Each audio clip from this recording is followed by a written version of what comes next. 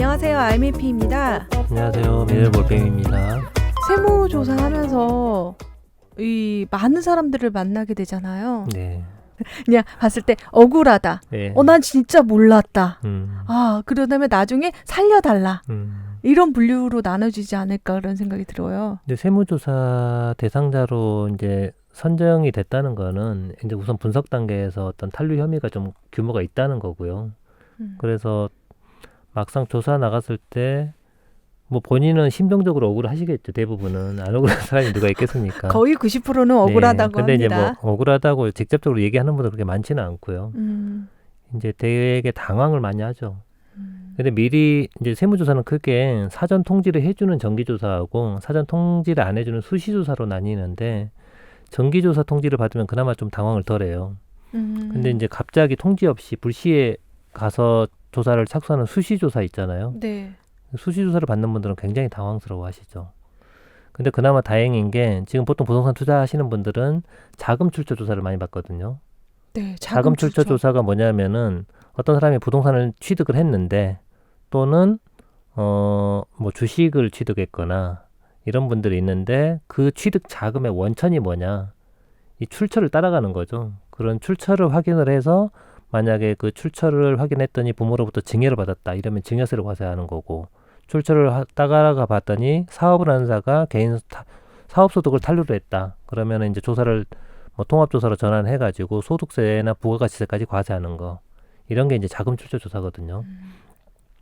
그렇게 이제 자금 출처 조사 같은 경우는 사전에 통지를 해주기 때문에 그나마 좀 덜 당황스럽죠. 그런데 이제 이번에 또 뉴스가 나와요. 네. 뭐 부동산 거래 탈세 혐의자 꼼짝마 413명. 네. 아예 명수가 딱 지정이 되면서 세무조사에 착수했다. 그러면 이건 명단이 꾸려진 건가요?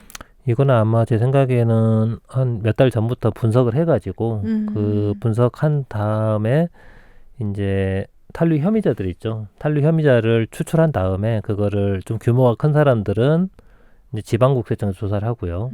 좀 규모가 작으면 일선 세무서에 조사과나 재산세과로 보내가지고 아마 조사를 하게 되는데 오늘 이게 기사가 뜬 거 보니까 오늘 아마 착수를 했을 것 같습니다. 413명이네요.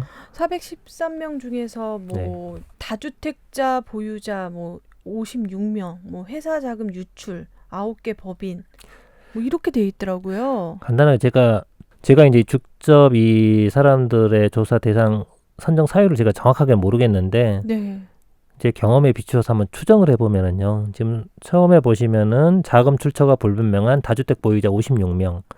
이분들은 이제 집을 여러 채 사신 분들인데 이분들을 분석해봤더니 도저히 저 주택들을 살 정도의 자금 여력이 없는 분들인데 샀다.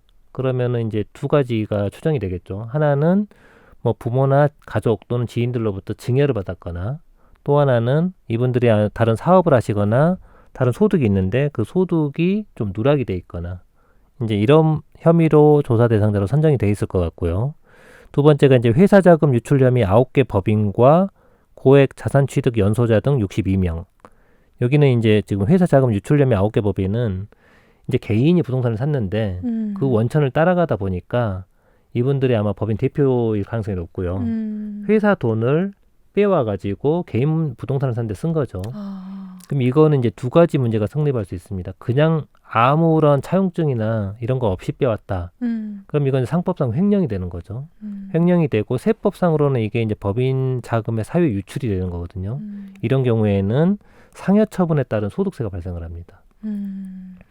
그리고 이제 이게 이제 법인 운영하신 분들은 좀 알아두셔야 되는 게 법인 돈을 임의로 차용증을 쓰고 빌려가잖아요. 빌려가도 문제가 되는 게 그럼 적정 이자를 꼭 법인한테 줘야 돼요. 이자를 줘야죠. 네, 그게 현재 상증법상 이자의 시가가 4.6%거든요. 그 정도는 최소한 줘야 되는데 그걸 안 주면은 그 이자 상당액을 법인이 안 받아도 받은 걸로 봐서 법인을 소득으로 잡아버려요. 그걸 입금 산입이라고 그러고요. 또 법인 입장에서는 대표한테 돈을 안 빌려줬으면은 은행에서 돈을 안 빌려도 되겠죠. 그러면은 은행에서 돈 빌려온 거에 따른 이자 있죠. 그거를 경비 처리를 안 해줘 버립니다. 그거를 이제 지급이자 송금 불산입 규정이라고 그러는데 그런 문제점이 생기는 거고 법인 입장에서. 그 다음에 이제 거기 오른쪽에 보시면 고액 자산 취득 연소자라고 돼 있잖아요. 네. 이제 뭐 미성년자나 또는 연소자. 대학생들 아. 이런 사람들 명의로 부동산을 고액 부동산을 샀는데 이 부동산이 과연 어디서 났을까? 이 자금이 분석을 해봤더니 대부분 이런 경우에 부모가 증여해 주는 경우가 많거든요. 아. 이런 경우에 이제 증여세 조사가 되겠죠. 이런 분들은. 그다음에 편법 증여 사업소득 탄류를 통한 고가주택 취득자 44명이라고 돼 있는데 고가주택이면 9억 원 이상. 통상적으로는 뭐 거의 9억 얘기하겠죠. 15억? 이제 9억 이상의 주택을 산 사람들을 분석을 해봤더니 이제 분석을 어떻게 하냐면은 자금의 사용, 자금의 사용은 부동산 취득이고 이 돈이 어디서 났을까를 이제 분석을 해보는 거예요. 과세 당국에서. 그 자금 원천을 쭉 분석해봤더니 기존 부동산 처분 내역이 있거나 또는 소득이 있거나 이런 것 또 대출을 받았거나 또는 전세보증금을 승계했거나 이렇게 그 자금의 원천을 다 합한 금액이 부동산 취득하고 비교해봤을 때 더 작다. 그러면은 증여 혐의가 있거나 사업소득 탄류 혐의가 있는 거잖아요. 그런 사람들은 이제 조사를 또 선정을 하는 거고 요즘 이제 세액이 좀 추징이 많이 되는 게 이 고액 전세 세입자예요. 고액 전세 세입자가 지금 107명인데 요즘 전세가 굉장히 오르고 있잖아요. 네. 이제 강남권 같은 경우에는 전세가가 거의 10억에서 20억대거든요. 네. 그런데 보통 이런 고액 전세에 사는 사람들 주로 보면 20대 후반, 30대 이런 분들이에요. 이런 분들은 이제 직장 들어간 지 오래되지 않았기 때문에 소득 수준이 높진 않아요. 결국은 그 전세 보증금을 누군가는 도와줬을 텐데 지금 이제 부모님들이 자녀 명의로 집을 사주면은 조사를 받는다는 건 잘 알아요. 근데 이 전세는 사준 건 아니잖아요. 네. 사준 건 아니지만은 이 전세 보증금이 나중에 계약 기간이 만료되면은 누가 가져가게 돼 있나요?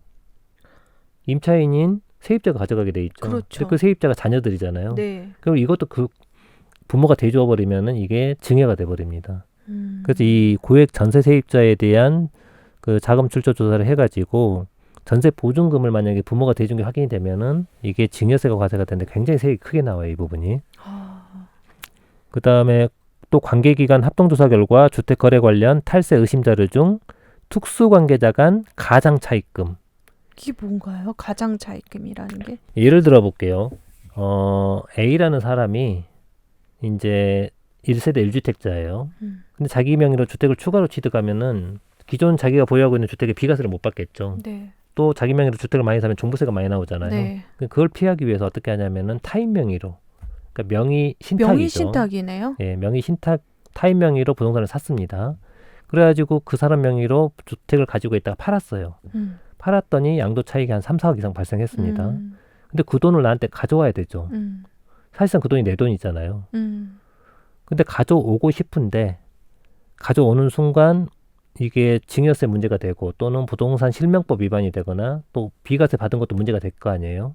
그래서 쉽게 그냥 내 돈으로 못 가져오니까 문제가 생기는 거죠. 근데 그 상태에서 내가 내 집을 기존 거를 팔고 거기에다가 아까 타인 명의로 사놓은 그 부동산 매매 차익 있죠. 그걸 얹어서 다른 걸 좀 사고 싶어요. 상급지에. 근데 그 돈을 그럼 가져와야 되잖아요. 타인 명의로 사놨던 부동산의 처분 대금을. 근데 그냥 가져오면은 문제가 될 것 같으니까 어떤 식으로 가져오냐면은 타인하고 내하고 차용증을 쓰는 거예요. 차용증을 써서 내가 빌려온 걸로.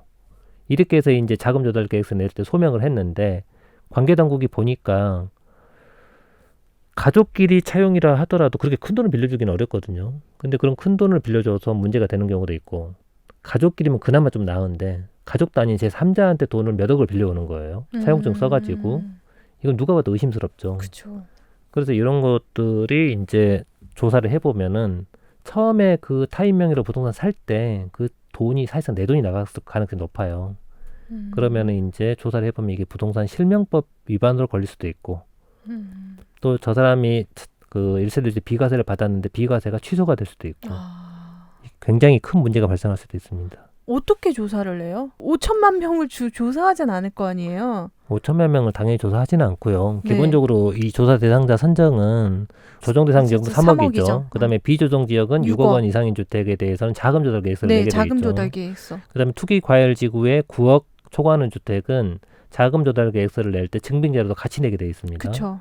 그리고 이제 그게 정부의 710 대책에서 앞으로 하반기에 주택거래 신고법 시행령을 개정해가지고 투기 과열 지구는 이제 3억 원만 넘어도 증빙 자료를 다 제출하는 걸로 이렇게 이제 바꾸겠다고 했고요.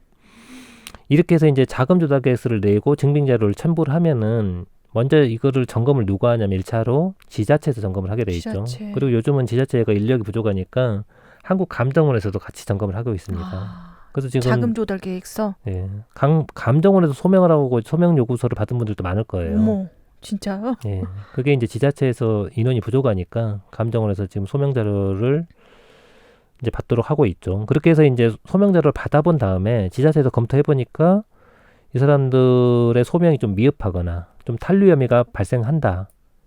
근데 지자체는 계좌 조회 권한이 없잖아요. 네. 그게 탄류 혐의가 의심되면은 이거를 국세청으로 보내게 돼 있습니다. 그럼 이제 국세청으로 보내면은 국세청은 여러 가지 이제 분석을 할 수가 있잖아요. 기존에 이 사람의 사업소득 내역도 분석할 수 있고 또 국세청에 여러 가지 데이터들이 있죠. 대표적인 게 신용카드하고 현금영수증 사용 내역 이런 것들도 활용을 해가지고 점검한 다음에 이제 탄류 혐의가 있는 사람들을 조사 대상자로 선정하는 거죠. 그러니까 국세청이 모든 사람들을 다 조사하지는 않고 점검하는 것도 아니고 기본적으로 지자체에서 넘어온 자료들 있죠. 탄류 혐의자로 넘어온 자료들 그런 분들을 우선 점검하고 그 다음에 국세청에서 이제 부동산을 여러 건 사고 판 사람들 중에 이제 소득 대비해서 특별하게 건수가 많은 분들 그런 분들도 대상자로 선정할 수 있고 그다음 요즘 많이 선정하는 거는 이제 FIU 자료가 많이 나오는 분들 그 1,000만 원 이상 고액 현금 거래하면은 FIU에 다 통보된다는 걸 아시죠? 네네. 그다음에 이제 1,000만 원 이상 현금 거래가 아니더라도 거래 중에 의심스러운 거래들도 다 통보가 되거든요. 그런 그 고액 현금 거래나 의심 거래가 많이 발생하는 납세자들이 있거든요. 그런 분들은 이제 탄류 혐의가 높다는 거죠. 그런 분들 대상으로 이렇게 조사 대상자를 선정하게 돼 있습니다. 조사를 착수한다고 했잖아요. 그러면은 편지가 네. 이제 도착하는 건가요? 이제 조사한다고 이제 조사 통지서가 오는 거죠. 등기 우편으로. 등기 우편으로. 예. 등기 우편으로 받고 나서 이제 조사를 하게 되면 조사 기간은 얼마 정도 걸려요? 통상 자금 출처 조사는 그 금융거래 조회를 많이 하거든요. 그래서 네. 통상 자금 출처 조사는 한 60일 정도 소요된다고 보시면 됩니다. 60일 정도에 돼서 네. 그리고 나서 이제 결과적으로 뭐 과징금이라고 하나요? 세금이죠. 세금 네. 다시 이게 내던지 아니면 만약에 그거에 대해서 조세 불복이라는 것도 할 수 있다고 하던데. 이제 과세 당국이 세무조사를 해가지고 네. 세금이 이제 얼마 부과하겠다 이렇게 네. 결정이 되잖아요. 네. 그러면은 이제 세무조사 결과 통지서라는 게 나와요. 네. 통지서를 받은 분들은 이제 그 통지 내역에 대해서 자기가 수긍을 하면은 그 금액이 나중에 이제 고지서가 나왔을 때 내면 되는 거고 만약에 억울하다 나는 그 고지 내역에 통지 내역에 대해서 동의를 안 하는데 과세 당국이 무리하게 과세를 하는 것 같다 이렇게 생각하는 분들도 있을 수 있잖아요. 그런 분들은 이제 불복을 청구할 수 있는데 불복은 기본적으로 이제 조사 결과 통지서가 나오면은 이제 과세 전 적부심사 청구라는 게 있어요. 아직 고지서가 나오기 전에 거기서 먼저 다투는 거죠. 그렇게 해서 거기서 다투었을 때 이제 거기서 안 받아들여지면은 정식 불복 청구를 할 수 있습니다. 그때부터 그게 이제 이의 신청이라는 절차가 있고요. 그 다음에 심사 청구나 심판 청구를 거칠 수가 있습니다. 이걸 이제 우리가 줄여 보통 통합해서 뭐라고 부르냐면 행정심판이라고 불러요. 행정심판. 예, 아직 소송까지는 안 간 거죠. 네네네. 그래서 이 조세 소송은 반드시 소송 가기 전에 행정심판을 꼭 거치게 돼 있습니다. 왜냐하면 소송까지 가면은 너무 이 소송이 남발되잖아요. 기본적으로 거기서 한번 거르겠다는 거예요. 행정심판에서. 그래서 행정심판을 안 거치면 소송할 수 있는 거냐 못해요. 이게 행정심판 전치주의라고 합니다. 반드시 소송 가기 전에는 행정심판을 거쳐야 돼요. 그래서 이의신청이나 심사청구나 심판청구 하나는 거쳐야 되고 그리고 나서 소송으로 가는 겁니다. 그런데 좀 궁금한 건요. 지금 이거는 일반적인 그 구축 거래인데 분양권도 사실 자금 조달 계획서를 계약 당시에 씁니다. 근데 계약 당시에 쓸 때 사실 임대 보증금 내가 임대를 한 5억 정도 내겠다. 이렇게 되면은 이거를 2, 3년 뒤에 그거를 서류를 내야 되는 거잖아요. 그럴 때는 어떻게 해야 돼요? 이게 9억 원 넘는 분양권 같은 경우에는? 지금 현재 9억 초과하는 주택에 대해서 투기과열지구는 증빙까지 같이 내게 돼 있잖아요. 근데 막상 분양권 같은 경우에는 차후에 전세 보증금이나 또는 뭐 담보대출을 받아서 한다고 했을 때 지금은 당장은 그 전세 보증금으로 얼마 이렇게 계획서만 내는 거고요. 나중에 주택이 이제 준공되고 나서 실제로 전세 보증금을 받아서 낼 때 그 계획 금액하고 다를 수가 있거든요. 그쵸. 그때는 그때 그 내역으로 보완을 하면 돼요. 보완을 하라고 하나요? 그때 이제 다시 제출하라고 하죠. 아, 그러면은 그 전에 이제 서류를 안 내는 그냥 투기가해지고 3억 원 이상 분양권 같은 경우에는 네. 뭐 서류를 따로 낼 필요는 없겠네요. 그렇죠. 현재는 그렇게 돼 있는 거죠. 예, 그러니까 9억 원 넘는 거는 나중에 보완 자료가 필요하고, 예. 그러니까 3억에서 9억 사이는 그냥 그 자금 조달 계획서 쓰기만 해서 내기만 하면 그렇죠. 되는 그러니까 거고. 분양권 단계에서는 자금 조달 계획서를 써서 낼 때 네, 조금 구체적으로 돈이 나중에 들어가는 거잖아요. 그래서 그러니까 그게- 당장 조사를 안 받아요. 그런 분들은. 당장은 아닙니까? 그렇죠. 이제 나중에 나중에 잔금 치르고 잔금 치르고 실제로 이제 그 사람이 잔금 치를 때 한번 정산을 한다고 생각하셔야 돼요. 정산을 해야 돼요. 내가 실제로 이제 어떻게 자금 조달을 했는지 그때 다시 이제 요구를 하겠죠. 그때 제출을 하면은 그거 보고 나서 아, 이 사람이 증여 혐의가 있구나 또는 소득 탄류 혐의가 있구나 그러면은 지자체에서 추가 소명을 받은 다음에 국세청으로 보내겠죠. 의심사항들은. 아, 의심사항을 그렇게 세무조사 잘 받는 법 네. 어떻게 준비해야 될까요? 우선 세무조사를 나오잖아요. 나오면은 그거는 이제 잘 받는 법은 없습니다. 그러니까 가장 좋은 거는 나오기 전에 대응을 준비를 잘해서 조사를 안 받는 게 가장 중요하죠. 제가 뭐 시간이 길지는 않으니까 간단하게 좀 여러분이 주의하실 것 몇 가지만 말씀을 드리면은 이제 우리가 부동산을 취득할 때 내 돈이 많으면은 걱정할 필요가 없겠죠. 내 돈을 가지고 사면은 자금 출처가 100% 소명이 되니까. 네. 근데 문제는 내가 자금이 부족한 분들이 문제가 되는 거거든요. 그런 분들은 대부분 이제 증여를 받거나 가족들이나 지인들로부터 이제 돈을 빌려와서 사는 경우가 많은데 이게 실질적으로 돈을 빌려온 경우인데도 불구하고 증여세를 내는 경우가 있어요. 가장 억울한 케이스죠. 이런 거 좀 피해야 되겠죠. 어떤 경우가 그런 경우가 있냐면은 내가 집을 사는데 한 2억 원이 모자랐어요. 네. 그래서 그 돈을 누가 대줬냐면은 부모님이 대줬습니다. 근데 부모님은 나를 그냥 준 게 아니에요. 빌려준 거예요. 그렇죠. 빌려준 거죠. 근데 언제까지 빌려줬냐면 그거 팔 때까지. 근데 이제 과세당국 입장에서 볼 때는 어떻게 보이냐면은 그게 부모가 설마 자녀한테 돈을 빌려줬겠어? 아, 그렇죠. 집 사는데 보태줬겠지. 이렇게 생각을 할 거예요. 그래서 과세당국은 지금 직계 존속이 이제 부모를 말하는 거죠. 직계 존속이 직계 비속에게 자금을 대여해 준 경우는 대여해 준 걸로 안 봐요. 증여해 준 걸로 봐요. 이게 이제 상증법 통칙에 보면은 이렇게 돼 있습니다. 직계 존비속 간에 또는 배우자 간의 금전 소비 대차는 인정하지 않는다. 그러니까 직계 아버지가 자녀한테 돈을 빌려줬거나 남편이 배우자한테 부인한테 돈을 빌려줬거나 이거는 빌려줬다고 주장을 해도 빌려준 걸로 안 보겠다는 거예요. 금전 소비 대차를 인정 안 하겠다.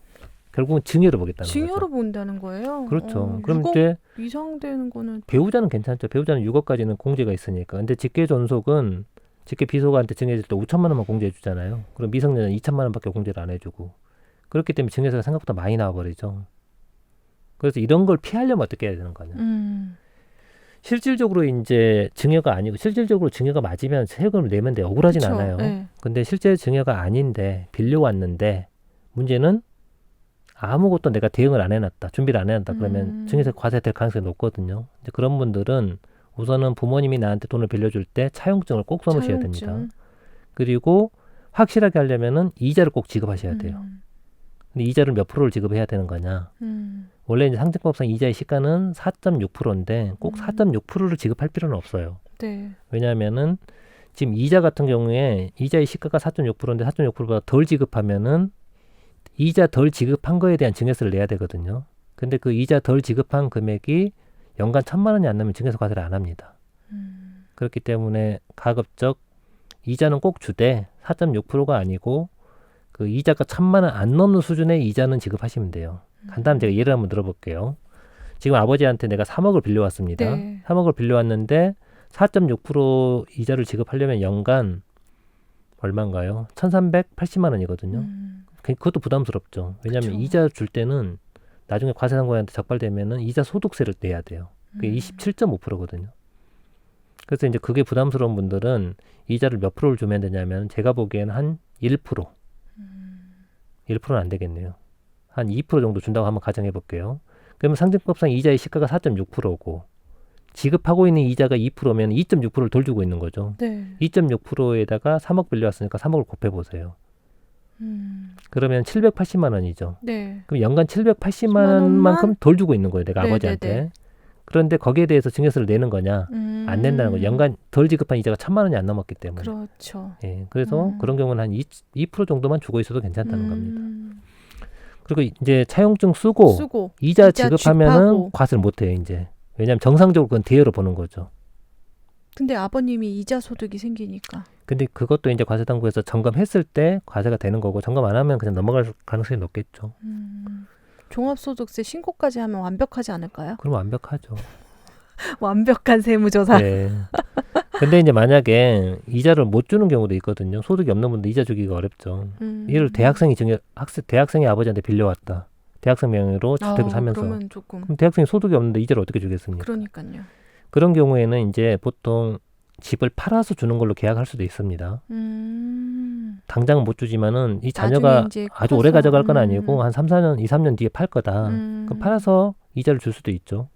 그런 경우에는 대신 공증을 받아 놓으셔야 돼요. 공증? 예, 이자를 당장 안 줄 거면은.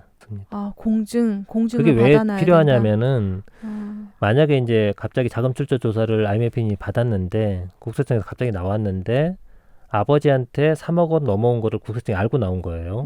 그래서 이거 증여 아니냐 이렇게 물어봤을 때 나 증여 아니고 빌린 거다. 이렇게 주장을 해야 되잖아요.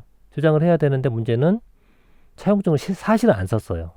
이자도 안 주고 있었고. 근데 갑자기 이제 국세청이 그걸 증여로 과세하겠다고 얘기를 하니까 본인이 나 실제로 돈 빌린 거다 그러고 차용증 급하게 아버지랑 쓴 거예요. 그럼 안 되지 않나요? 그럼 당연히 인정을 안 해주겠죠. 이자도 안 주면서 심지어 요즘 국세청은 포렌식 팀이 있어가지고 이게 문서 감정도 합니다. 이게 몇 년도에 썼는지? 그렇죠. 근데 정확한 연도까지 감정은 안 되지만은 최근에 쓴 건지 과거에 쓴 건지는 그 정도까지는 알 수 있어요. 10년 전 A4 용지가 그렇게 비싸다고. 근데 그게 별 의미가 없는 게 쓰면 잉크에 있잖아요. 네. 잉크가 산소와 결합하면 산화가 되죠. 포렌식 팀에서 그렇게 검찰이 그렇게 포렌식 팀이 그 문화재 있잖아요. 몇 년 산인지 그거 체크하듯이. 그 정도까지는 아니겠지만은 예. 누가 봐도 이게 최근 작성된 건데 안 되죠. 예. 막 5년 전에 작성했다 주장하는 분들이 있어요. 네, 다음에 또 대책 나올 때 한 번 더 모시겠습니다. 이제 대책 안 나왔으면 좋겠습니다. 네, 감사합니다, 미올리. 네, 감사합니다.